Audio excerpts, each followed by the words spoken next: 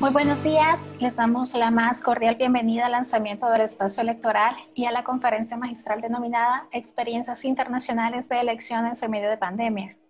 El espacio electoral cuenta con el apoyo de la Fundación Hans Seidel, a quien agradecemos por su invaluable apoyo brindado. Comentarles que el espacio electoral es una agrupación de organizaciones de la sociedad civil, académicas y centros de pensamiento que están interesadas en la modernización del sistema electoral salvadoreño y que comparten los principios democráticos universalmente reconocidos. A continuación damos paso a Demian Reger, representante regional para Centroamérica y el Caribe de la Fundación Hans Seidel, quien dará las palabras de bienvenida. Muy buenos días a todos. Para mí es un placer saludarlos acá en el marco de la inauguración de este nuevo formato, el espacio electoral, y es un especial gusto poder dar la bienvenida al doctor Miguel Ángel Lara, un gran amigo, al doctor Cardosa, ambos, como sabemos, expertos en temas electorales, y me alegra especialmente que como Hans Seidel esto nos da también la oportunidad de coincidir nuevamente con los amigos de IDEA Internacional. También es un gusto saludar a todas las organizaciones integrantes de Espacio Electoral y a los representantes de la academia, la sociedad civil y de la prensa que nos acompañan en esta ocasión. Sabemos que El Salvador se encuentra en un momento político complejo, agravado obviamente por la pandemia, y que las elecciones previstas para principios de 2021 representan un reto administrativo, logístico, político, y en este contexto se vuelve aún más relevante la atención que los procesos electorales y preelectorales reciben de parte de la sociedad civil. En las últimas elecciones presidenciales, acá en El Salvador, el 48% de los salvadoreños decidió no ejercer su derecho ciudadano al voto. Y en una reciente encuesta de la UCA, el 56% de los entrevistados dice tener poca o ninguna confianza en el proceso electoral. Frente a esta alarmante proporción, nos parece importante no solamente fortalecer la confianza de la población en las instituciones electorales, sino también sensibilizar al ciudadano con respecto al importante papel que él juega en el sistema democrático. Y es por eso que nuestra organización, Fundación Hans Seidel, decidió acompañar a Espacio Electoral en esta su misión de incidir en la reforma electoral, de monitorear el ciclo electoral y de dar seguimiento al contexto preelectoral. Como Fundación Hans Seidel llevamos más de 50 años implementando proyectos que se dirigen justamente a eso, al fortalecimiento institucional, la participación ciudadana y a la consolidación democrática. Y actualmente estamos representados en más de 70 países alrededor del mundo, justamente trabajando en esta misión, y formamos parte de la familia de organismos que conforman lo que se llama la cooperación alemana en el mundo. En El Salvador, donde iniciamos actividades hace unos 30 años ya, hemos trabajado continuamente también en temas electorales. Les doy unos ejemplos. Durante las últimas elecciones apoyamos la misión de observación y auditoría electoral y junto a la organización CREO, que también conforma el espacio electoral que hoy se está inaugurando, realizamos una campaña de educación cívica para concientizar a los jóvenes sobre la forma de ejercer su voto. Del mismo modo, con los colegas de FUSADES, llevamos varios años ya apoyando estudios sobre el sistema político salvadoreño y realizando desde el año 2015 la así llamada Jornada de Estudios Electorales, contribuyendo de esta forma a la discusión, el análisis y a propuestas de reforma en materia electoral. Actualmente el Tribunal Supremo Electoral se encuentra trabajando en el cumplimiento del calendario electoral, un reto también obviamente frente a la coyuntura actual, adaptando sus procesos al contexto de esta emergencia y trabajando en actividades formativas de su equipo de trabajo, mismo que Hans Seidel también se encuentra apoyando.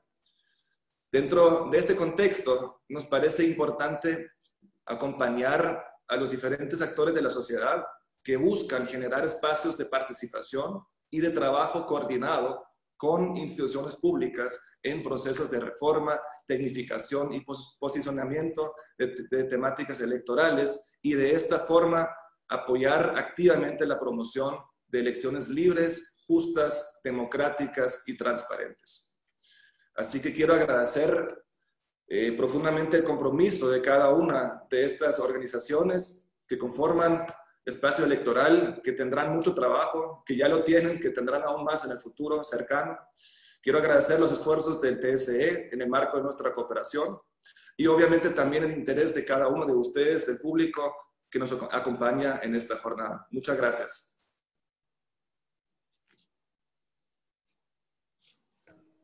Agradecemos al representante de la Fundación Hans Seidel por acompañarnos en este evento.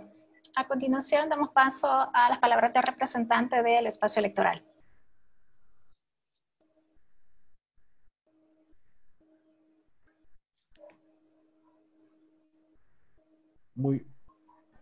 Tengan todos muy buenos días. Mi nombre es Carlos Palomo y en representación del Espacio Electoral, conformado por las organizaciones Acción Ciudadana, CREO, FUSADE, Estracoda, la Universidad Gerardo Barrios y el Consorcio de Universidades Privadas AUPRIES, decidimos lanzar un esfuerzo llamado Espacio Electoral con el propósito de elaborar estudios especializados sobre el funcionamiento de nuestro sistema electoral, específicamente con carácter técnico e informativo. También dentro del espacio aspiramos a proponer a los tomadores de decisiones reformas de ley vinculadas a la modernización del sistema electoral salvadoreño. Asimismo, buscamos mantener relaciones institucionales con el Tribunal Supremo Electoral, que es el encargado de administrar las elecciones, la Comisión de Reformas Electorales y Constitucionales de la Asamblea Legislativa, los partidos políticos y otras organizaciones, tanto públicas como privadas, nacionales y extranjeras, vinculadas a la temática electoral. Asimismo, se busca dentro del espacio electoral generar la participación ciudadana o propiciar espacios para la participación ciudadana, el debate y campañas de divulgación, así como auditar y observar diferentes procesos electorales y las diferentes etapas del ciclo electoral y participar como observadores con la autorización de la autoridad electoral. El espacio hace pública su intención de participar y acompañar en el proceso electoral del año 2021, auditando la ejecución del Plan General de Elecciones elaborado por el Tribunal Supremo Electoral, y con este propósito se ofrecerán las recomendaciones pertinentes a la autoridad electoral y se sostendrán encuentros frecuentes con los medios de comunicación para brindar opiniones acerca de los avances del mismo, los riesgos y desafíos de las elecciones, con el objetivo de garantizar la elección de comicios libres, justos, transparentes y equitativos. Muchísimas gracias.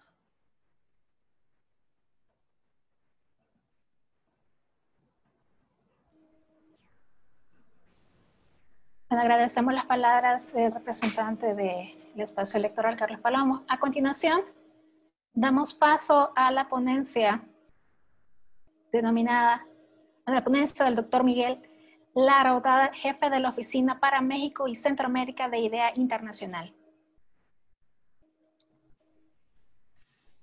Perfecto, muchísimas gracias, Blanca. Muy buenos días a todas y a todos. Pues muchas gracias, y quiero empezar especialmente agradeciendo a mis amigos Luis Mario Rodríguez de FUSADE y a Demian Reger de la Hans Seidel Stiftung por la deferencia y por la invitación a este importante evento. Y bueno, y también decirles que es un honor para mí también compartir este espacio con Denise Iliesar de Espacio Electoral, así como con los especialistas Miguel Ángel Cardosa, que veo aquí en pantalla, y saludo, y Luisa Solano, ¿no? Saludo cordialmente a todas y todos los participantes y a todos los que nos escuchan. Y bueno, a ver, hoy a mí me gustaría hacer una reflexión y presentarles dos cosas. En primer lugar, 2 retos y 10 consideraciones que creo que debemos formularlos antes de decidir celebrar elecciones en tiempos de pandemia. Y 2, una vez que se toma la decisión y se fija una fecha, algunas buenas prácticas y alternativas para celebrar esas elecciones. Pero un paso atrás, me gustaría darles algunos datos. Entonces pido que pasen a la siguiente diapositiva, por favor. Esto viene en la página de IDEA Internacional. Ahí tenemos una sección dedicada al seguimiento de elecciones y COVID-19 y nos muestra, bueno, pues el mapa del mundo y nos indica qué países y territorios han celebrado elecciones, quiénes las han pospuesto y quiénes ya han celebrado elecciones que originalmente pospusieron, ¿no? Como República Dominicana, que hace poco tuvo su elección presidencial. Con corte al 14 de julio, sí, 14 de julio, que fue cuando chequé, 67 países y territorios alrededor del mundo ya habían pospuesto sus elecciones. Y esto va desde Austria, Polonia, hasta Nueva Caledonia, es decir, es mundial, como pueden ver en el mapa. Al mismo tiempo, si bien 67 las pospusieron, 47 se mantuvieron con los planes originales y celebraron sus elecciones. Y finalmente, como les decía, también ha habido países que originalmente las pospusieron y después ya las acabaron celebrando, ¿no? Como Dominicana. Y de esos tenemos 12. Solo en el continente americano, que pueden ver aquí, pues está casi todo pintado. 15 procesos han sido pospuestos, 10 de ellos en América Latina. Y incluye de todo un poco. Va desde elecciones presidenciales, ahí tenemos a República Dominicana, tenemos a Bolivia, tenemos también elecciones primarias, las primarias del Partido Demócrata en Puerto Rico, por ejemplo, las primarias en Paraguay también se pospusieron, tenemos elecciones locales que se han pospuesto, es el caso de México, que tenía elecciones en 2 provincias, y también referéndum constitucional, ¿no? Eso que fue el caso de Chile. Entonces, como vemos, está muy pintadito y todo tipo de elecciones se han pospuesto. Yo los invito a revisar esa sección dedicada en la página de IDEA, que es www.idea.int, donde hay más información sobre cada uno de estos procesos. Bueno, ¿y esto por qué lo menciono? Porque antes de entrar, ¿no?, de lleno a los retos, las consideraciones, etcétera, tenemos que entender qué tan disruptivo es lo que vivimos y más para los procesos electorales. A ver, los procesos electorales son parte fundamental de la democracia y para bien o para mal se caracterizan por reunir a mucha gente, ¿no? E incluso ser eventos sociales. Si pasamos a la siguiente diapositiva, por favor. Les digo que son eventos sociales y aquí les pongo una foto de una votación en Australia. Es muy común que en todos los centros de votación vecinos del barrio monten puestos y vendan barbacoa y hot dogs. Y eso, bueno, por supuesto, atrae a la gente y la gente no solamente va a votar, es una ocasión cívica y social. Además, bueno, en Australia el voto es obligatorio, entonces tú tienes 99% de participación. Y con esto lo que quiero decir es que son eventos sociales, son eventos concurridos y esto, pues, naturalmente, pues, no es lo más compatible con las medidas sanitarias en tiempos de pandemia. Y por eso, de aquí surgen 2 retos principales. Si vamos a la siguiente.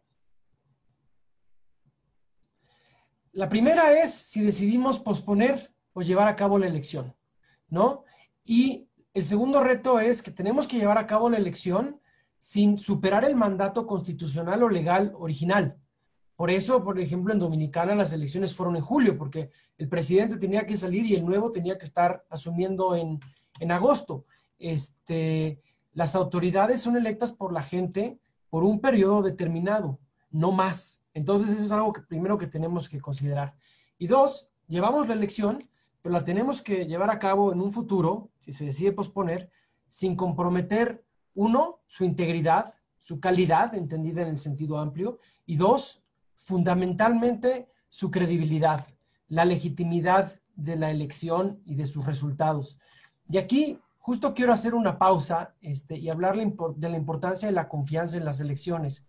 Por eso incluí dos fotos de la elección de Sudáfrica en 1994. Ahí tienen a Mandela votando y abajo tienen una enorme fila, que de hecho la foto no le hace justicia a lo que sucedió, porque había más personas esperando para votar. Y esto lo traigo a colación porque ese caso ilustra muy bien la importancia de la confianza en las elecciones, que debe de ser el eje para la organización de cualquier proceso electoral, pero también, sobre todo, ahora que estamos en tiempo de pandemia y que eso naturalmente va a suponer cambiar fechas, cambiar procesos, cambiar capacitación, etcétera. Bueno, ¿qué pasó en el 94 en Sudáfrica?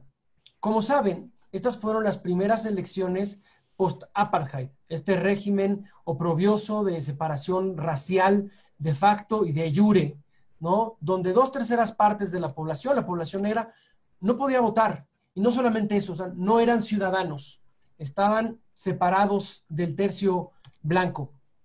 Llegan las elecciones, termina el apartheid, y es una pesadilla porque estas 2/3 partes de la población nunca había votado, por lo tanto no tenían experiencia como votantes, no conocían cómo votar, el procedimiento, lo que implicaba formarse, la tinta, etcétera. No había experiencia de ellos, no había un registro electoral, no existían, no eran ciudadanos, como les dije. Tampoco había experiencia en dónde ubicar los centros de votación, porque solamente votaba 1/3 de la población. Encima de esto, uno de los partidos políticos, el IFP, decidió participar hasta el último momento, una semana o 2 antes, cuando ya las papeletas todas habían sido impresas, ¿no? Tuvieron que agregarle una estampa ahí, fue también complicado. Hubo amenazas de violencia por los extremistas blancos que no querían que la población negra votara. Hubo largas filas, como podemos ver ahí, 3, 4, 5 horas, muchos otros problemas, digamos, técnicos a la hora de votar. Y bueno, por si fuera poco, un hacker se metió al sistema de resultados. Sobre este proceso, tengo como buen amigo, tengo la fortuna de que Johan Kriegler, que fue presidente de la Comisión Electoral Independiente de Sudáfrica en ese momento, es buen amigo, y me dijo, alguna vez en una conversación, me dijo: Miguel, teníamos la peor administración electoral que te puedas imaginar, ¿no? Y que eso te lo diga el titular de un órgano electoral, pues no es cualquier declaración.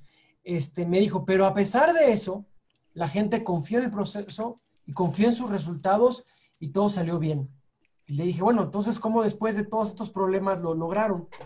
Me dice, hicimos de la confianza el eje de nuestras acciones. Desde el primer momento hasta el último, nos fijamos en eso y eso fue nuestra prioridad.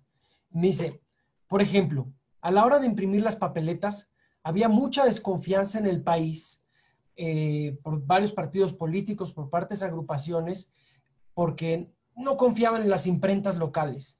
Entonces, aunque imprimir las papeletas localmente hubiera sido más eficiente, más barato, más accesible, se decidió, en aras de la confianza, imprimir los millones de papeletas en Londres, con los costos en libras esterlinas y gastos de traslado. Pero es un ejemplo, ¿no?, de cómo se utilizó la confianza como eje y las otras cosas pasaron a lo secundario. También establecieron comités de diálogo permanentes con todos los partidos políticos a nivel nacional y a nivel local para que cualquier inquietud, cualquier cosa que querían comunicar los partidos políticos, que no les estuviera gustando de la organización electoral, cualquier cosa que no entendían, cualquier cosa que les preocupara, la pudieran comentar ahí y el órgano electoral pudiera aceptar esto, ¿no? La inclusión y el diálogo en todas las etapas de manera permanente y a nivel local y a nivel nacional fue fundamental. Y ese fue el objetivo, crear confianza. Digo, también les ayudó tener a Mandela como candidato, no hay que olvidar eso, pero eso es lo que quiero señalar. La confianza debe de ser lo más importante.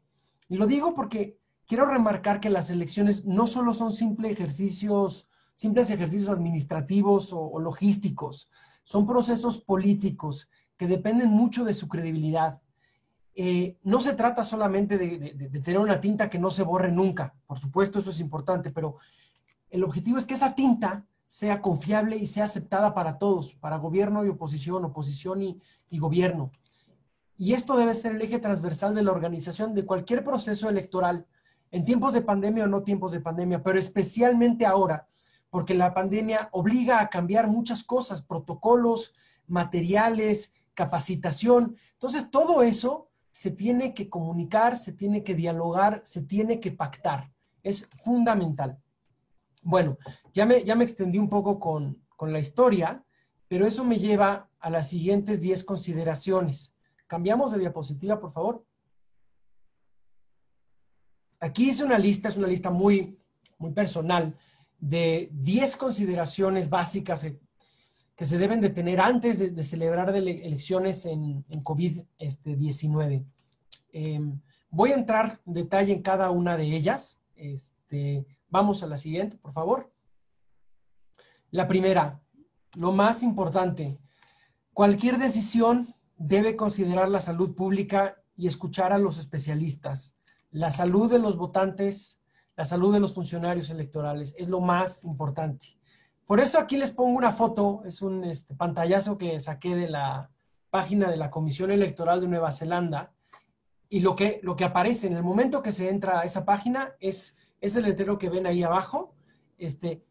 Para la elección del 2020 vamos a ser guiados por la asesoría del Ministerio de Salud, ¿no? Es importante innovar, es importante tomar medidas, pero aprender de los doctores, de las doctoras, de los que saben cómo se transmite en superficies, la distancia interpersonal, etcétera, ¿no? No hay que improvisar, hay que escuchar a los especialistas. Y esto no solamente aplica para los órganos electorales, sino para los congresos, para los titulares del Ejecutivo. Sobre todo en estos momentos, escuchar a los especialistas es lo más importante. Bueno, la segunda consideración es que debemos de hacer un análisis de riesgo, y debe considerar 2 niveles. Uno, general,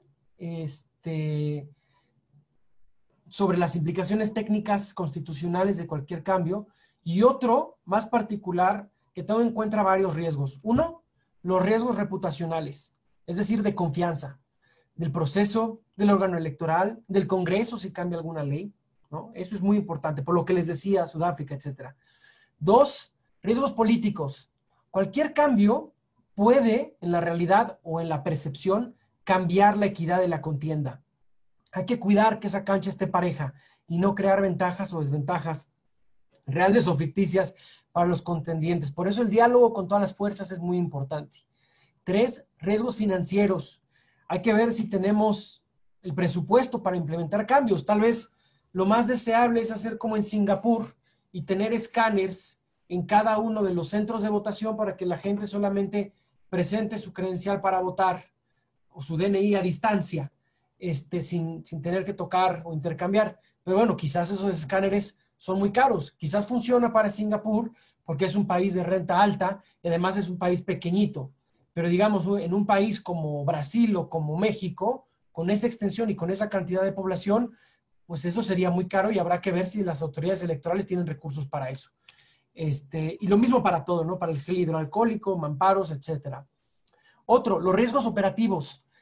¿Qué pasa, por ejemplo, si cambiamos la fecha de la elección y en vez de febrero, ¿no?, que les toca a ustedes, se cambia otro mes, que es la temporada de lluvias? Hay que pensar en eso, ¿no? También para la instalación de los centros de votación. Y bueno, finalmente y sobre todo los riesgos legales. Como les decía, al final del día, cualquier autoridad municipal, legislativa, presidencial, es electa para un periodo fijo de tiempo. 3 años, 4 años, 5 años. No más y tampoco menos. Entonces, la pandemia puede generar la tentación de que por crisis sanitaria, la persona en la presidencia, la persona en la curul, se quede más tiempo. Pues no, por eso hay un mandato, por eso hay una constitución, por eso hay principios internacionales. Entonces, esa es también la otra cosa que tenemos que considerar. Además, por supuesto, del impacto legal. Porque si tú cambias la fecha de una elección, pues eso ya de entrada es impugnable. Todo acto electoral es impugnable ante la justicia. Además, a la hora de cambiar la fecha, pues eso recorre todo el ciclo electoral y todos los procesos. Como les decía, la capacitación, la fiscalización, las campañas y cualquier cambio en fecha o en sustancia, pues da pie a una impugnación. Por eso es tan importante el diálogo. Cualquier cambio de procedimiento institucional o legal siempre debe de ir acompañado y debe ser hecho por consenso. Bueno, 3, y cambiamos de diapositiva, por favor. Se tiene que considerar todo el ciclo electoral. El ciclo electoral, como ven ahí en la imagen, tiene 11 etapas que van desde el marco normativo hasta el desempeño de los órganos electorales, pasando por el registro de votantes, etcétera. Bueno, como les decía, cualquier cambio de fecha va a impactar en todo eso. Y cualquier cambio en otro de los eslabones mueve toda la cadena. Por eso, a la hora de construir escenarios y planear la futura elección, se debe de tomar en cuenta todos ellos. 4. Debemos tomar también en cuenta el tipo de elección. No es lo mismo modificar una elección local o municipal que una elección presidencial o que un referéndum, ¿no? Una elección general tendrá muchas papeletas. Un referéndum tendrá una sola. Esa es otra cosa que tenemos que considerar. Siguiente diapositiva, por favor. Ok. Digo que se deben de considerar las particularidades del país. Esta es una foto de Kiribati. Kiribati, cuando celebró su elección, no tenía ni un solo caso de COVID.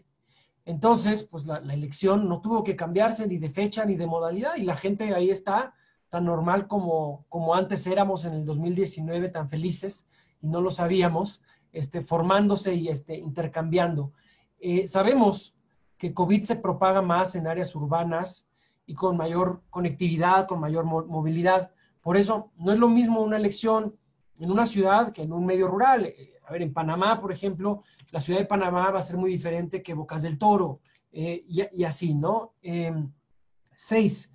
También se debe considerar el espacio de tiempo que se tiene para celebrar la elección, y especialmente con el límite que les decía, el límite último, que es el mandato de las autoridades.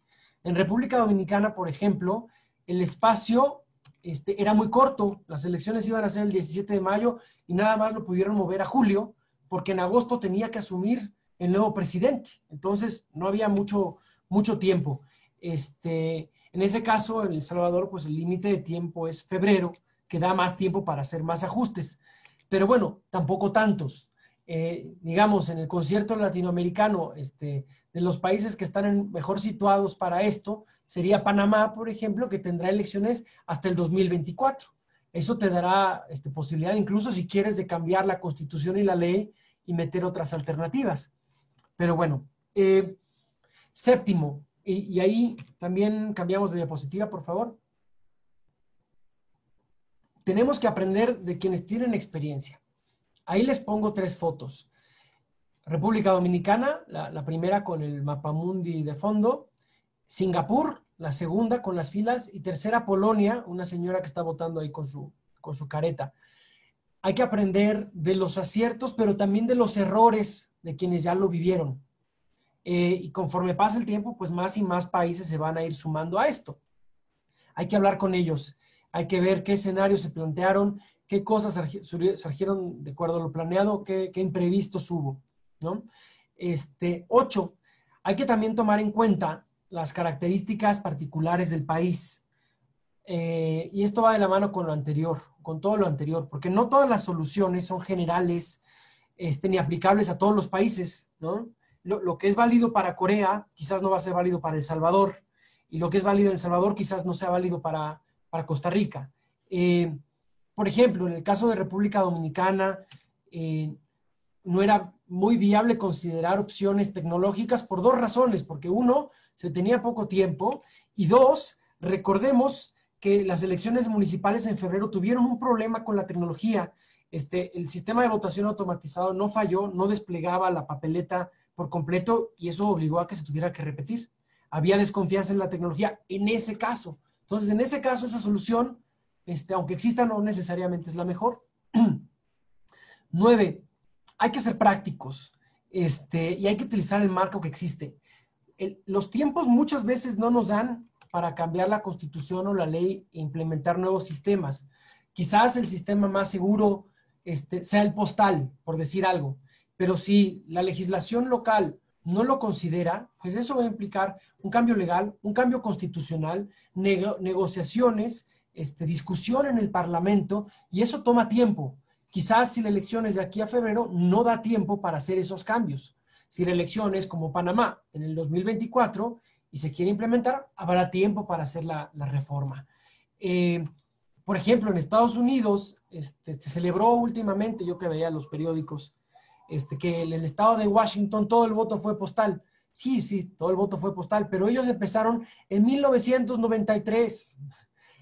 Entonces, digamos, llevan 27 años de ventaja. Empezaron con poquito y poco a poco fueron creciendo.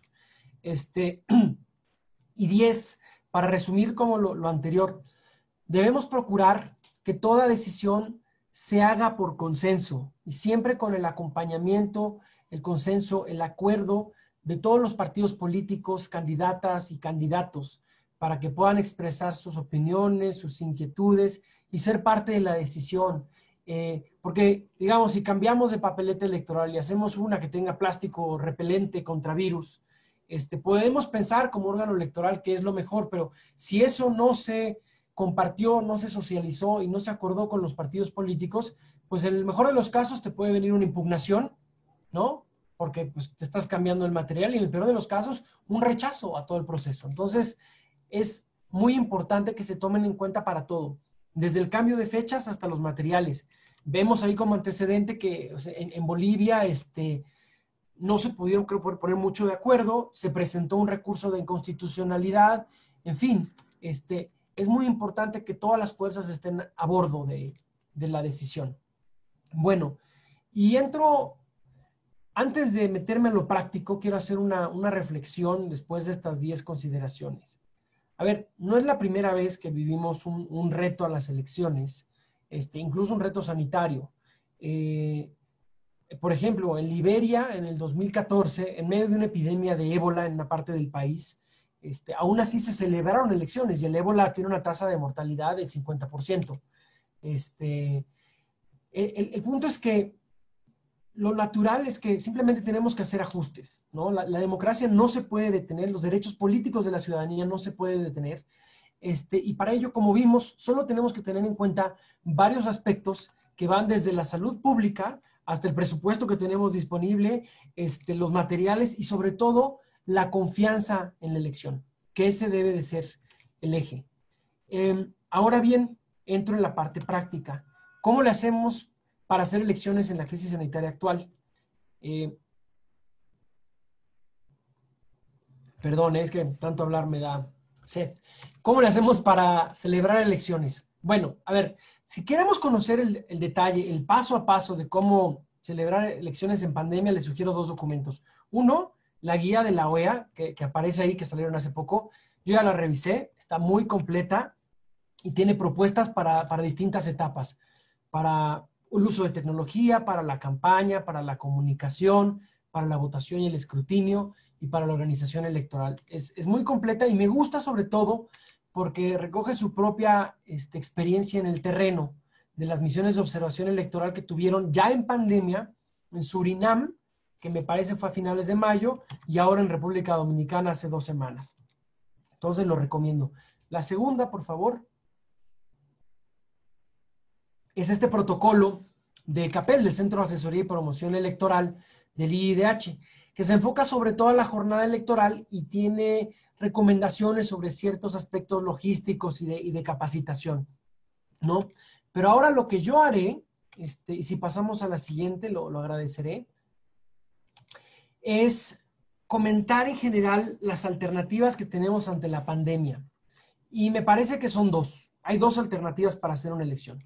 Una es sustituir completamente o complementar el voto tradicional. Ahí esta es una imagen de Estados Unidos de un señor, o señora, no sé, creo que es un señor, depositando su papeleta en un buzón mientras va en su coche, como si fuera un automac. O la otra es modificar el voto tradicional para hacerlo más seguro, ¿no? O un híbrido entre estas 2 alternativas. Y esto dependerá muchísimo de las consideraciones. El marco legal, los recursos, las fechas, el acuerdo de los partidos políticos, etcétera, etcétera, etcétera. Bueno, del primer caso, sustituir o complementar el voto tradicional. Ahí hay 3 caminos principales. El voto anticipado, o el voto adelantado, el voto temprano, y tengo 2 ejemplos. Corea. Corea, el 15 de abril, llevaron a cabo elecciones para elegir a su Asamblea Nacional y a sus 300 miembros. La Comisión Electoral ahí tomó medidas de voto temprano. La elección fue el 15 de abril, pero el 10 y el 11 de abril habilitaron 3.500 centros de votación para gente que quisiera votar antes. Es decir, no hubo un día de jornada electoral, sino que hubo 3. Y como dato curioso, 12 millones de personas en Corea votaron ya sea usando el voto anticipado que les comento o el voto por correo. Entonces, esto lo que hace pues es despresurizar la jornada electoral y con ello las aglomeraciones de personas, ¿no? Nueva Zelanda, por ejemplo, tienen una elección general el 19 de septiembre y la Comisión Electoral ahí está considerando extender a todos los votantes varias disposiciones de votación alternativa. Estas normalmente son exclusivas para votantes que no pueden acudir en persona y que no pueden salir de sus casas por cuestiones de edad, por cierta discapacidad, etc. Y algunas de las cosas que están considerando como voto anticipado es extender la votación en línea, que al día de hoy Nueva Zelanda solamente tiene para los votantes que están en el extranjero. 2, extender la votación por dictado telefónico, que al día de hoy está solamente dispuesta para personas invidentes, parcialmente invidentes o con otro tipo de discapacidad, ¿no? Y es una llamada y tú dictas tu preferencia. También están considerando el voto postal y están considerando crecer, expandir el uso de urnas móviles, ¿no? Esa es una de las alternativas. Otra, vamos a la siguiente diapositiva, es el voto en línea. Es una opción, pero bueno, pocos países la han usado. Yo tengo mis reservas porque hay muchos temas de confianza, pero bueno, es raro que se use en elecciones generales. Y los que lo usan, pues ya tienen varios años de experiencia. De los que me acuerdo así rápidamente es Estonia, que está ahí en pantalla. Es un escáner que usas en tu propia casa para verificar tu identidad. Canadá también lo tiene en algunas elecciones locales en Ontario, Nueva Escocia. Suiza también lo tiene en algunos de sus cantones. Pero ojo, cabe señalar que en todos estos países el voto en línea solamente se usa como algo complementario. Tú sigues teniendo tu votación normal y esto es complementario, es una opción para la población. Otro camino es el voto postal. En Baviera, por ejemplo, en Alemania hubo elecciones locales en marzo, cuando empezó esta locura, y ahí extendieron la votación postal para abarcar a todo el electorado. Y hubo desafíos logísticos porque era la primera vez que lo había, hubo demoras en el conteo de los votos, pero al final funcionó. Y lo más importante de todo es que la participación electoral aumentó, porque también ahí hubo un muy buen trabajo de información, de divulgación y de comunicación. Y dependiendo de la ciudad, ¿no? Porque les digo, fueron elecciones locales, la participación aumentó entre 2 y 12%, que es muchísimo. Otro de voto postal fue Corea. Ahí extendieron sus disposiciones de voto anticipado por correo a los pacientes con COVID-19 en hospitales, a ciudadanos que estaban en cuarentena, etc. En circunstancias normales vale decir que solamente las personas con discapacidad o de edad avanzada tienen acceso a esto, pero ahora lo expandieron para los enfermos y las personas en cuarentena. Voto postal, Estados Unidos, como les decía, Washington es la foto que yo les estaba poniendo y aquí aparece en pantalla. Ellos iniciaron en 1993 y hoy ya es completamente por correo. Y aquí lo señalo porque, como les decía antes, no están empezando desde cero, no están reinventando la rueda, están partiendo de su marco y experiencia vigente y han ido poco a poco. En Maryland, por ejemplo, en las primarias, 97% de la gente ya votó por correo. En Kansas fueron todos.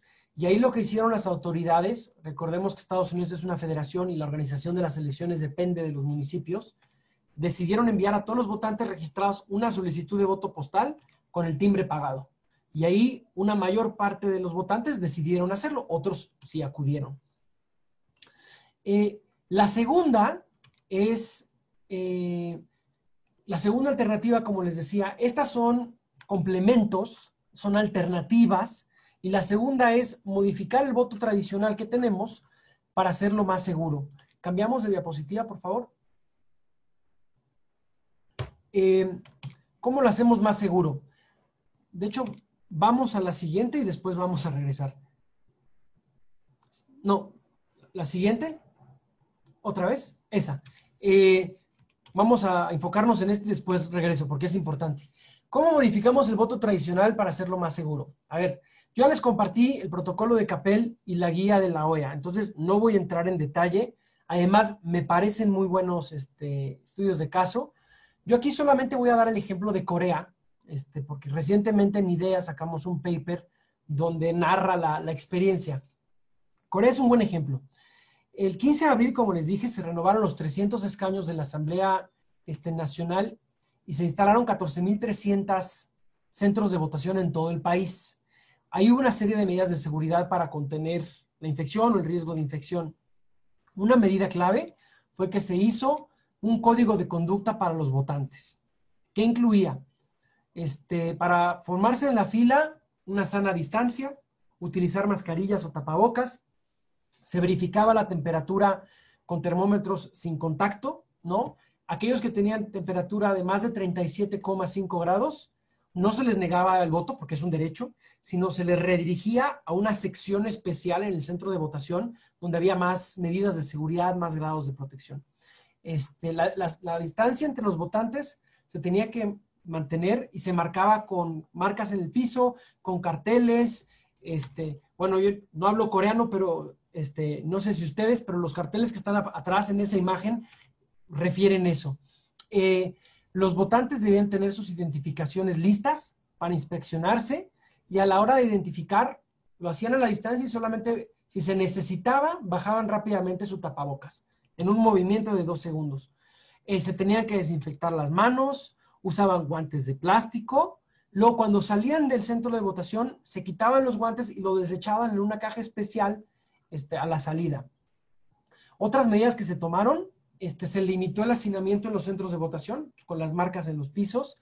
Los materiales electorales se les dio un tratamiento higiénico. Los funcionarios tenían cubrebocas, guantes.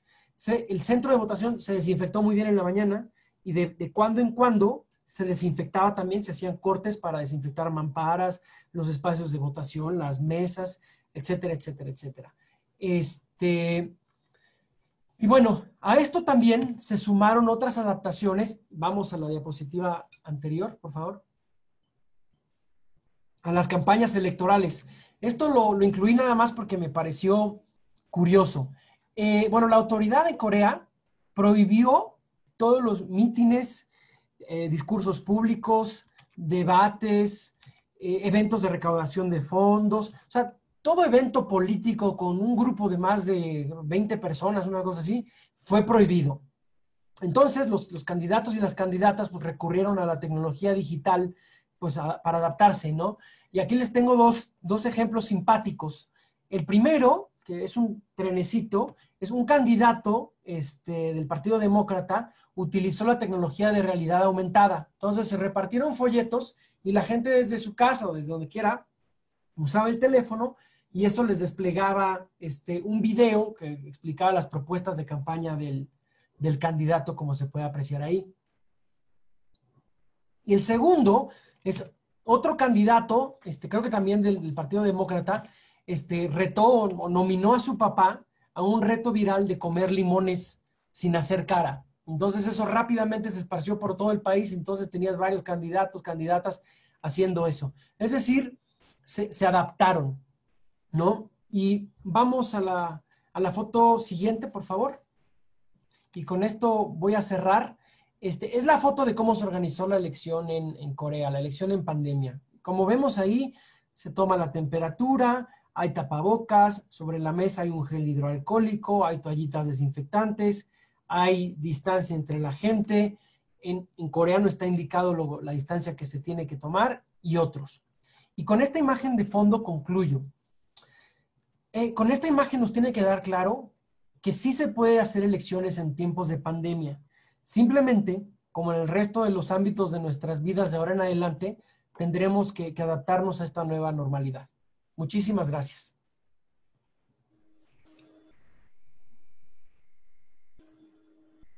Agradecemos la ponencia del doctor Miguel Lara.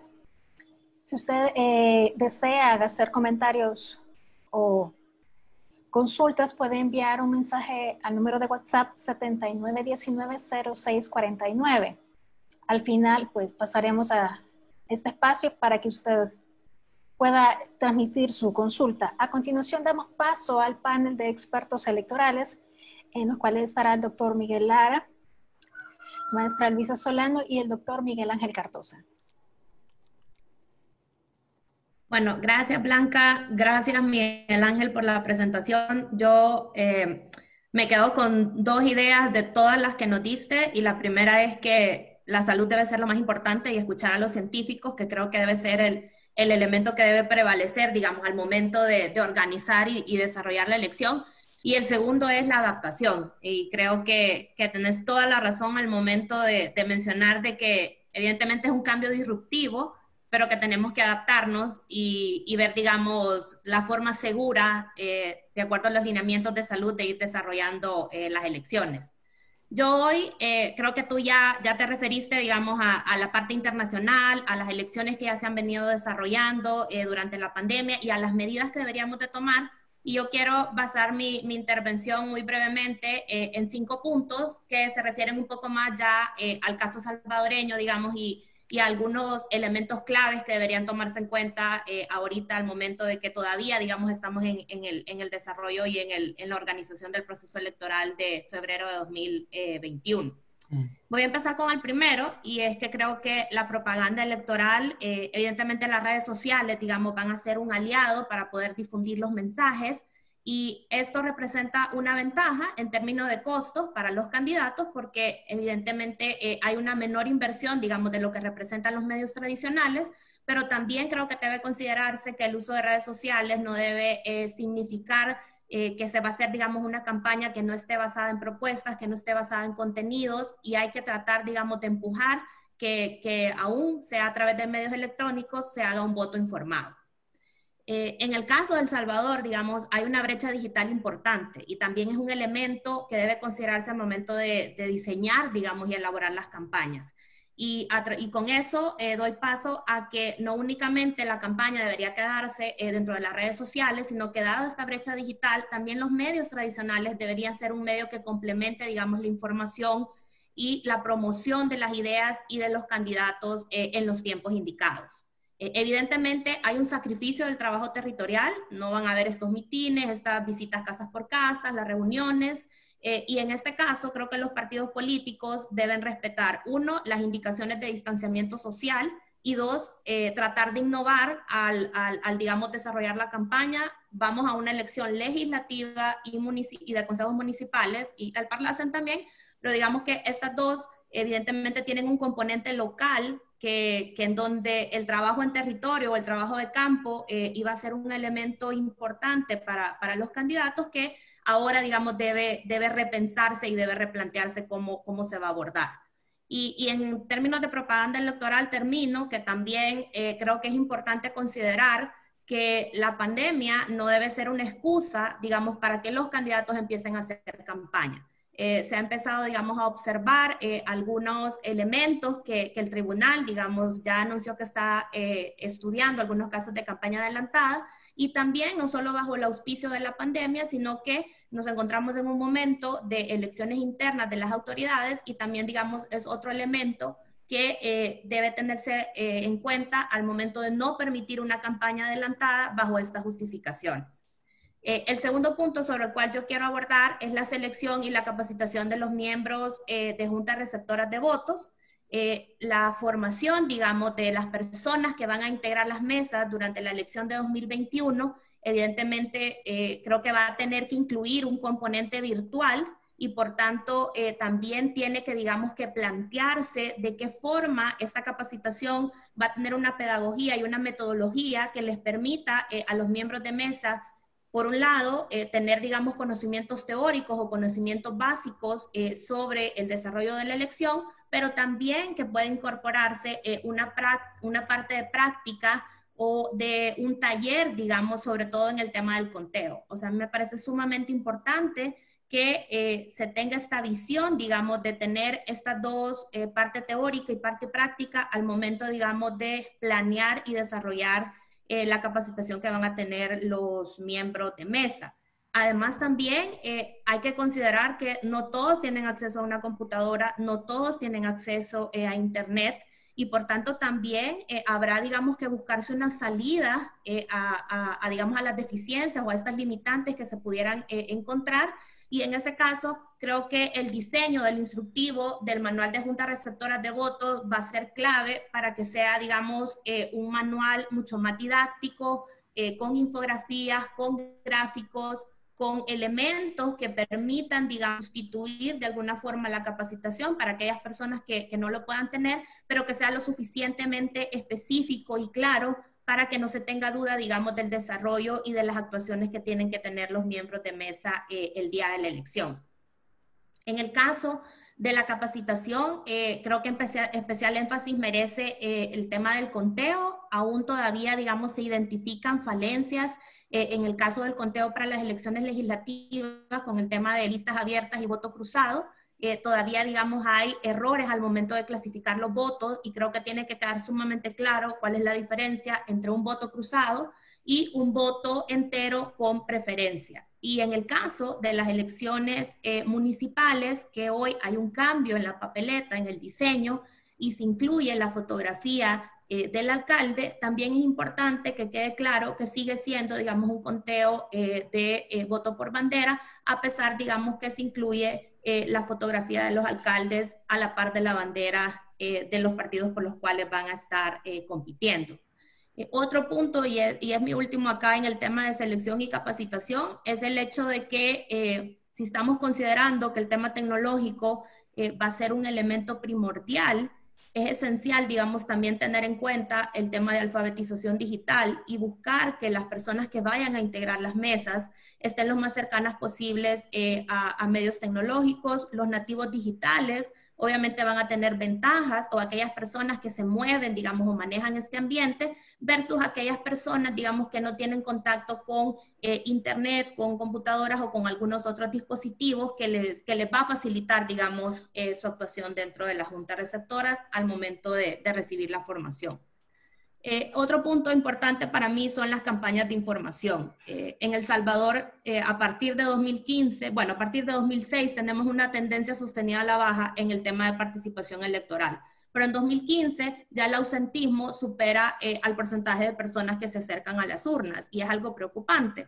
La última elección tuvimos un 45% de participación electoral, y te está diciendo que cada vez las minorías están eligiendo a los funcionarios. Por tanto, el llamado, digamos, a acercarse, aún en medio de una situación, digamos, de pandemia, debe ser fuerte y debe ser claro. Tanto la autoridad electoral, en conjunto, digamos, con organizaciones de la sociedad civil, deben pensar en desagregar los mensajes, en contenidos, digamos, para distintos grupos. Es importante pensar que los jóvenes pueden querer, digamos, una información, las mujeres pueden pensar otra, y en esto la desagregación, digamos, de los datos de los grupos poblacionales es sumamente importante, a la par también de adaptar los contenidos a las distintas plataformas o medios que se vayan a utilizar, digamos, para transmitir el mensaje. Hay una experiencia que se dio en 2012 aquí en el país, en donde la cooperación de mano con el tribunal y más de 50 organizaciones de la sociedad civil tuvieron un mensaje unificado para informar y educar a la población sobre las distintas opciones del voto, y creo que tanto el tribunal como la cooperación debería pensar en retomar esta experiencia de cara a las elecciones de 2021 y poder tener una campaña de información fuerte que eduque a la población sobre las opciones válidas y que también motive al ciudadano a querer ejercer el sufragio. En cuanto a los centros de votación, también creo que es otro punto importante. Pasamos de 600 electores a 700 en cada una de las urnas, y esto puede prever algún tipo de aglomeración en algún momento. Por tanto, también es importante pensar en la desconcentración de las mesas y quizás tener más centros de votación para garantizar los espacios de distancia que requiere, digamos, los protocolos de bioseguridad debido a la pandemia de COVID-19. Y a la par, digamos, de la identificación de los centros de votación, también es importante la adecuación adentro de estos. nosotros tenemos tiempo, digamos, a través de FUSADES, que es una de las organizaciones que integra Espacio Electoral, y también muchas de las otras organizaciones que lo conforman, que hemos estado observando elecciones y en algunos, digamos, centros de votación todavía se observan algunas limitantes para personas con alguna discapacidad para acercarse a las urnas, y es un elemento que tiene que tomarse en cuenta. También el tema de conectividad para el momento de la transmisión y procesamiento, digamos, de los resultados preliminares. Y sobre todo hoy, de cara, digamos, con el COVID-19, es importante también establecer protocolos de entrada y de salida dentro de los centros de votación. Ya lo mencionaba Miguel Ángel, el hecho de tener depósitos, digamos, para desechar todo el material que se va a utilizar, como mascarillas, como guantes. No pueden ser, digamos, los mismos depósitos que se tienen, lavamanos, puntos de alcohol gel para poder, digamos, desinfectante. Es decir, que a la par, digamos, de la identificación de los centros de votación, también hay un trabajo importante que tiene que hacerse para que el centro esté suficientemente adecuado para poder funcionar. Y por último, yo me quedo con el tema del presupuesto. Creo que es un tema sumamente importante que hay que discutirse. Eminentemente, el hecho de incorporar mascarillas, alcohol gel y los demás artículos de limpieza, higiene y desinfección que se van a requerir para garantizar la salud de los miembros de mesa y de los votantes, es un elemento que hay que considerarse, y eso parte, digamos, también por un compromiso de las instituciones del Estado, no únicamente del tribunal, sino que del Ejecutivo, de la Asamblea Legislativa, de apoyar el desarrollo de la elección y de poder, digamos, dar refuerzos presupuestarios que acompañen el desarrollo, digamos, de protocolos de bioseguridad. Y solo quiero cerrar con un bono. Dije que iban a ser 5 puntos, pero me parece sumamente importante que hay que destacar que el rol del tribunal debe ser una voz fuerte, activa y transparente. Es decir, que tiene que estar presente, que tiene que tener la capacidad de aplicar la ley en el momento oportuno, que tiene que estar cercano a la ciudadanía, informando cada uno de los aspectos que se van a desarrollar dentro de las elecciones, y que también, digamos, tiene que cumplir su rol de máxima autoridad electoral y de trabajo, digamos, por la consolidación del sistema democrático. Yo me quedo hasta acá y les agradezco el espacio.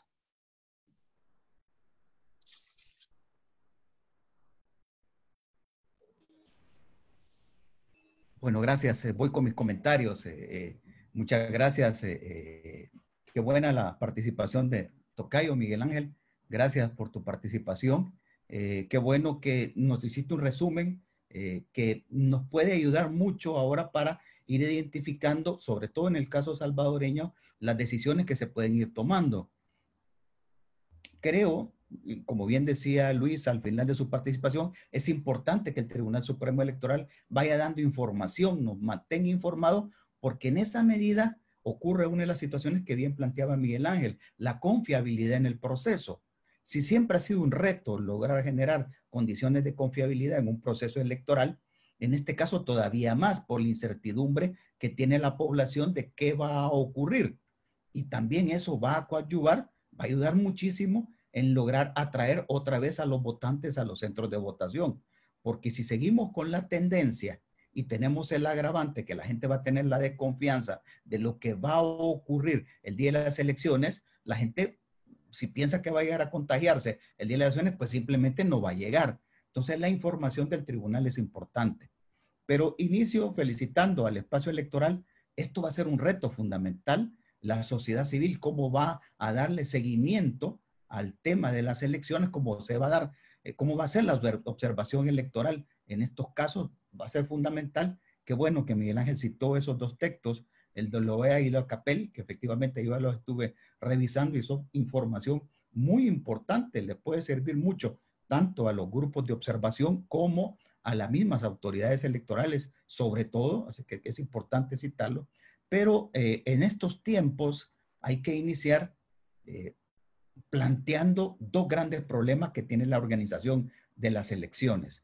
En principio, el problema sanitario que tiene que atenderlo es una situación que de aquí a febrero seguirá, estará presente, y entonces hay que tomar decisiones sobre eso. Ya una decisión está tomada, no se posponen las elecciones, eso ya lo digo la autoridad electoral, porque normalmente esta es la primera decisión, posponemos o no posponemos. ¿Tenemos espacio o no tenemos espacio? ¿Afectamos los tiempos constitucionales o no los afectamos? En el caso de El Salvador, la decisión está tomada. La fecha de febrero se mantiene para las elecciones. Entonces vamos a llevar adelante el tema de las elecciones y vamos a tener que enfrentar el tema sanitario y un tema que es fundamental, el tema económico. El Estado de El Salvador está invirtiendo gran parte de sus fondos en atender la pandemia y no sé, aunque las autoridades hacendarias lo han dicho, que se preserva el dinero para las elecciones, pero bueno, de aquí a febrero esperemos que eso sea así. Sin embargo, el enfrentar las elecciones en pandemia ya le plantea un reto fundamental al Tribunal Supremo Electoral de cómo lo puede definir cuando ya tenía, cuando se dio la pandemia, ya tenía un plan electoral. El calendario electoral estaba definido. Sin embargo, creo yo que es fundamental revisarlo. Entiendo que el tribunal se debe sentar a revisar ese calendario porque habrá algunas modificaciones. Efectivamente, las elecciones se pueden atender aún con la pandemia, incluso en las condiciones que el país las tiene, pero requiere de hacer algunos ajustes. Habrá probablemente que revisar el tema del calendario electoral y la ventaja que tiene el Tribunal Supremo Electoral es que tiene un elemento muy cercano que es la Junta de Vigilancia Electoral, donde están representados todos los partidos políticos. Y ese es un espacio en el cual el tribunal puede comenzar un diálogo directo con los partidos políticos, porque es la única forma de ir generando confianza con los participantes en las elecciones primero y luego trasladarlo a la ciudadanía, los acuerdos que vayan logrando con todos los partidos políticos y la ventaja en que en la Junta de Vigilancia están todos los partidos políticos, los legalmente inscritos. Habría que pensar, y ojalá el tribunal lo piense, en abrir un espacio para las candidaturas independientes que no están en la Junta de Vigilancia, no tienen esa oportunidad, pero habría que pensar también que las candidaturas independientes, que por lo que se escucha en los medios va creciendo el número de posibles candidatos, deberían de tener también una participación para estar en esta temática directamente en la Junta de Vigilancia Electoral, que ese es un punto fundamental. Y ya están enfrentando el tribunal retos importantes. Ya ahorita, en este momento, estamos enfrentando el tema del registro de los votantes. Que no vaya a ocurrir que el tema de la pandemia, en lugar de promocionar la participación de los votantes y de favorecer el ejercicio de ese derecho constitucional, el ejercicio del sufragio activo, no vaya a ocurrir que la pandemia, por el contrario, disminuye la posibilidad de participación, porque a este momento ya hemos tenido unos días que no se ha documentado a la gente. Ha habido problemas de documentación. Recientemente, que bueno, ya vi noticias que los duicentros han abierto para que la gente pueda documentarse, pero esa es una dificultad que ya está enfrentando el Tribunal Supremo Electoral. Muy pocos jóvenes están llegando a enrolarse para poder sacar luego su documento de identidad y poder estar incorporados al padrón para poder votar. Está ocurriendo el problema de la depuración del padrón electoral, perdón, del registro electoral, porque las alcaldías están teniendo problemas para informar a las autoridades, tanto al RNPN como al Tribunal Supremo Electoral, de las defunciones, porque está creciendo el número de defunciones y están teniendo problemas los alcaldes. Y eso va a dar un problema adelante de depuración del registro electoral. Ese es un problema que hay que atender, sobre todo en la necesidad de que favorezcamos la participación. Habrá que ir pensando más adelante ya qué va a pasar con los enfermos. Tenemos un buen número de casos activos en el país y qué va a pasar en febrero, cómo se les va, si se les va a permitir o no su votación. Desde luego que tiene que buscarse los espacios para que puedan votar. Corea es un buen ejemplo, que bien lo citó Miguel Ángel, es un buen ejemplo Corea de cómo atendieron el tema. Otro tema fundamental que lo mencionaba Luisa va a ser el tema de las capacitaciones. El Tribunal Supremo Electoral no está preparado para capacitaciones virtuales. Toda la vida han sido capacitaciones presenciales y sobre todo motivados por los mismos partidos políticos. Los mismos partidos políticos son los que llevan a la gente. Aquí se plantea un primer gravísimo problema que a mi modo de ver va a ser muy difícil de resolver. Ojalá el tribunal tome acciones y platique con los partidos políticos es quiénes van a ser los miembros de mesa que van a participar. Si hemos venido en un proceso en los últimos años, de dificultad de los partidos políticos para atraer gente para atender las mesas, ya sea como miembros de mesa o por su estructura de vigilancia del partido, del voto de los partidos políticos, hoy creo que vamos a tener dificultad. No solo por la transformación que están teniendo los partidos políticos, sino también porque el tema de la pandemia hará que alguna gente dude en llegar. Sin olvidar, desde luego, que los que tienen experiencia en las mesas saben que va a ser difícil otra vez volver a contar los votos de los diputados, cuando ahora habrá listas abiertas en votos de diputados y listas abiertas en la votación del Parlacen, y que se espera un escrutinio otra vez largo, y eso hará que la gente dé un paso atrás. Y sobre todo, que el tribunal está anunciando que va a utilizar tecnología y que va a necesitar capacitar en el uso de la tecnología a los miembros de mesa con suficiente anticipación. Eso será otro problema, pero el tema de la capacitación, ya el tribunal debería estar pensando en, como bien decía Luisa, en crear esos instructivos que puedan estar disponibles en el Internet. El tribunal ya tiene sitios y tiene algunos videos que le permiten tanto a los miembros de mesa como a los ciudadanos orientarse en la votación. Eso hay que divulgarlo de alguna manera, no solo en medios digitales, sino que también en los medios tradicionales, pero habrá que pensar en una combinación de capacitación, porque habrá gente que va a haber que capacitarse de manera presencial y el tribunal desde entonces tendrá que tomar algunas acciones. Estamos enfrente ya de una situación especial que hay que atender, que son las internas de los partidos políticos. Ese va a ser un ejercicio muy interesante en analizar cómo cómo los partidos van a atender las internas. Eso va a ayudar mucho a tener una idea de cómo se puede atender en la elección general. Viene la inscripción de los candidatos. Hay que recordar que unos candidatos se inscriben en el Tribunal Supremo Electoral, todos los candidatos a diputados, y otros van a las juntas electorales departamentales, todos los consejos municipales. Y esos son mecanismos donde va el grupo de personas, ahí hay aglomeraciones en esas inscripciones y habrá que tomar ya, espero yo que el tribunal tenga algunos protocolos para atender de manera informática la inscripción de las candidaturas. El otro gran problema que se tiene ya es cómo vamos a atender la elección. Ya Miguel Ángel nos decía algunas situaciones que cada país debe analizar. No, aquí no hay recetas, pero nos pueden servir los ejemplos y qué bueno que el tribunal va a tener acceso a esta documentación. OEA, CAPEL, AIFES también ya colgó alguna información que puede servir para orientar y algunas experiencias bilaterales que el tribunal pueda tener con algunos de los mismos organismos electorales, pero cada país tiene que analizar su situación.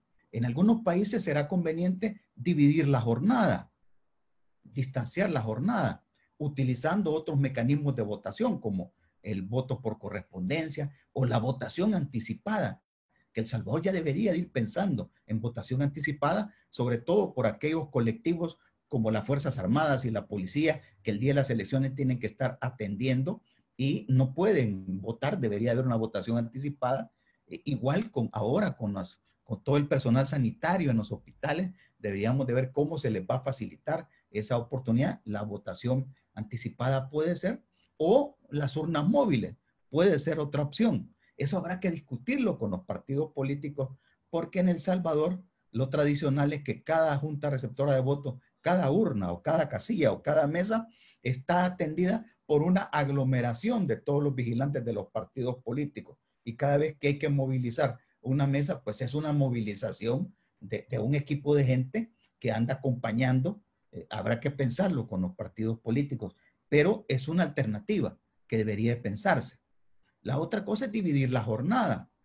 Habrá países en los cuales es posible dividir la jornada. Ahí hay que analizar costos, hay que ver cómo están los costos específicamente, si todavía hay oportunidad, eso hay que verlo. Y también las otras formas de votación. Hay que analizar las otras formas de votación y revisar el tema de los materiales. He visto por ahí que se discute si vamos a ocupar la tinta indeleble o no se va a ocupar la tinta indeleble, porque puede ser un lugar de contagio. Y por último, el escrutinio. Se ha hablado de que se necesitan condiciones, que va a haber equipo. Normalmente el escrutinio es una aglomeración de todos los vigilantes encima para ver sus votos. Esos son protocolos que la autoridad electoral debe que analizar con los mismos partidos políticos. Y por último, estoy de acuerdo con que el tema de la información y ahí los medios tradicionales, no solo medios digitales, sino que medios tradicionales tienen que incorporarse a informarle a la población, a los miembros de mesa y a los mismos ciudadanos de cómo va a ser la forma de votar para evitar confusiones, porque el agregar el rostro de los alcaldes en las papeletas puede generar confusión, la gente puede pensar que puede cruzar su voto y se van a anular votos. Es importante la parte informativa.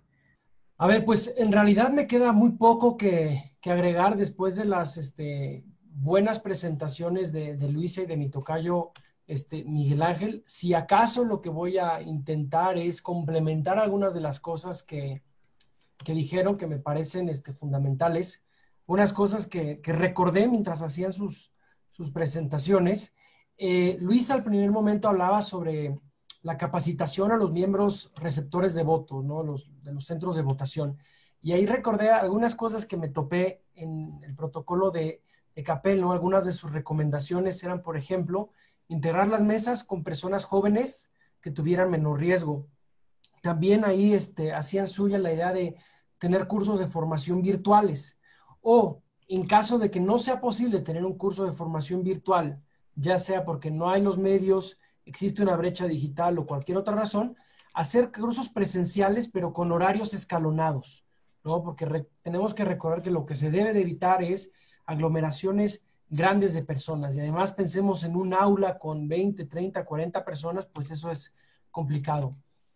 Otra cosa que ellos recomendaban es que a las sesiones de capacitación electoral también se incorporara una persona o un módulo donde se capacitara en materia de salud, porque ahora no solamente tienen que llevar a cabo los procesos de recibir a los votantes, verificar sus registros, sus desidentificaciones, darles la papeleta, guardar, registrar, sino que además una capa agregada transversal es la salud pública. Entonces, esas capacitaciones también tienen que recibir una capacitación o un componente de capacitación en materia de higiene, salud, epidemiología. Pensando en eso, también se me ocurría que el día de la votación, además de los insumos de higiene, del flujograma de distanciamiento social, etcétera, sería importante tener a alguien, y esto también lo menciona el protocolo, alguien encargado de velar porque se cumpla con los procedimientos de desinfección. Con esto no estoy diciendo que se tiene que contratar una persona adicional, ¿no? La persona, y eso pues aumenta los costos. Puede ser una persona voluntaria o una persona de los que integran la mesa puede, como hoy se dividen las funciones, pues uno de ellos también puede ser el encargado de velar que todo se esté cumpliendo. Puede ser el presidente o la presidenta de la mesa que se encargue de que se estén utilizando los guantes, de que se procure la distancia, etcétera, etcétera, para prevenir contagios. Otro punto importante que mencionaban tanto Miguel Ángel como Luisa es la importancia de la comunicación. Nosotros en IDEA hicimos un documento que yo no sé si les pueda compartir el link por aquí o compartirles mi pantalla, no lo sé, pero es sobre pautas de comunicación para organismos electorales durante la crisis de COVID-19. Entonces, si están de acuerdo, les voy a compartir la pantalla rápidamente. Lo busqué ahora. Lo hizo mi colega Ingrid Bicu. ¿Ya lo ven ahí? ¿Sí? Perfecto. Pues elaboró una serie de pautas de comunicación para órganos electorales durante la pandemia. Habla de la importancia, sobre todas las cosas, de lo que les decía, de la confianza. Y aquí habla de dos retos. El reto de la salud y el reto de la desinformación, porque además un problema es la posible baja de la participación de la ciudadanía por el temor a ser infectados. ¿no? Entonces, ahí una de las cosas que pide es, hace un llamado a que las campañas transmitan todas las medidas que se están incorporando para cuidar la salud de la población, ¿no? Otra parte que me parece importante es el combate a la desinformación, que ya sabemos que es un problema cotidiano en nuestras democracias, incluso antes de la pandemia, con información falsa, deliberada, malintencionada o no, para campañas, para órganos electorales, para candidaturas, y ahora sobre el tema de la votación. Entonces pensemos que puede haber alguna candidata o algún candidato que considere que se puede beneficiar de menor participación y se busque infundir miedo en la población, ¿no? Entonces es importante que los órganos electorales y los demás órganos del Estado pues tomen eso.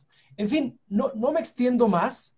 Aquí estoy bajando para que vean la estrategia de comunicación de crisis. Se tiene que definir el objetivo, el público objetivo, los mensajes clave, quién va a comunicar, cómo, a través de qué medios, porque por supuesto es diferente hacerlo por televisión y radio que por redes sociales, con qué frecuencia, etcétera, ¿no? Y ahí está Ingrid, que es la autora. Entonces, yo se los pongo a su consideración y creo que puede ser muy útil. Ahí da, dejo. No solamente para órganos electorales, pero digamos para cualquier actor que esté involucrado con el proceso electoral, ¿no? Ahora los partidos políticos con sus elecciones internas, más adelante las autoridades electorales, el legislativo, etcétera. Y pues con esto, no, nada más confirmar que lo más importante otra vez es la confianza. Cuando se excluye deliberadamente o no a un actor, a un candidato, candidata, partido político de oposición, o a dos o a tres, eso es simplemente pues sembrar posibles conflictos para el futuro. Tienen que ser parte de todo. Cualquier cambio, cualquier idea debe de incluirlos. La inclusión hoy se traduce en la aceptación mañana. Tú no vas a impugnar o no vas a salir a las calles cuando tú mismo diste tu opinión y decidiste sobre la papeleta, sobre el flujograma, sobre el cambio de la fecha de la elección, sobre lo que tú quieras, ¿no? Entonces, con esto concluyo e insisto en la importancia de la confianza en los procesos electorales y sobre todo ahora que tanto está cambiando. Gracias. De esta manera quedamos por finalizado este evento. Las asociaciones que conforman el espacio electoral les agradecen habernos acompañado y esperamos que tengan un excelente día.